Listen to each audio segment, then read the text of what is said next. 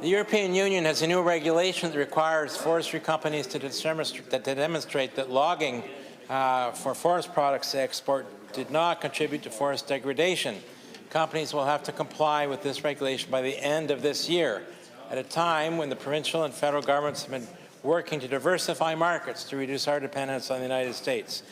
The exported wood would have to be marked with geographic coordinates showing where it was cut, and companies must prove this didn't contribute to forest degradation.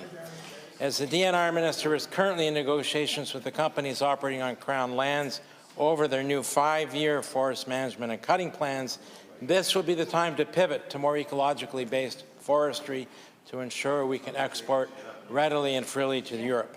Is the Minister prepared to accept status quo forestry practices, or will he demand that those practices which degrade forests, hydrology and forest ecology be replaced?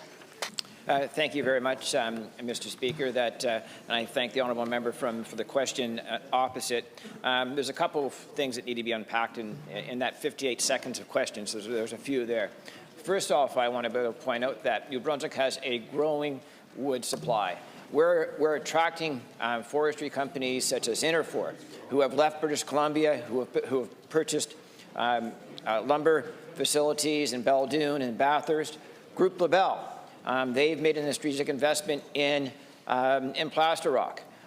So the forestry value chain, essentially those 18 mills, why we have a competitive industry is because we have a growing wood supply, not a shrinking wood supply. It is the outlook that we have at DNR.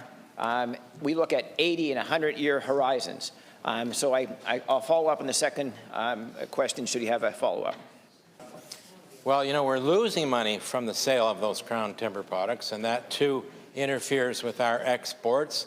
The bleeding's got to stop. For example, we earn somewhere in the vicinity of $7 a ton in income for Crown timber sold to the forest companies as pulpwood. According to Natural Resources Canada, the market price for kraft pulp on the export market is $2,160 per ton, and we earn $7 per ton. It takes 2 tons of pulpwood to produce 1 ton of kraft. That means we see only $14 in revenue for every ton of kraft pulp. That fetches more than $2,000 on the export market.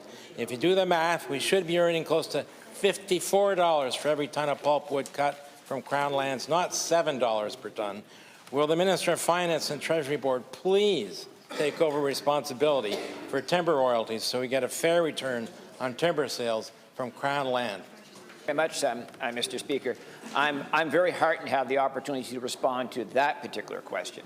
Let's be very, very clear that the forestry value chain is the economic engine of this province. Mr. Speaker, you're probably already aware that nearly $653 million of direct tax revenue comes from the forestry value chain. That's from roundwood, to lumber, to chips, which are used with sawdust and residual markets, in pellets, into pulp, into paper.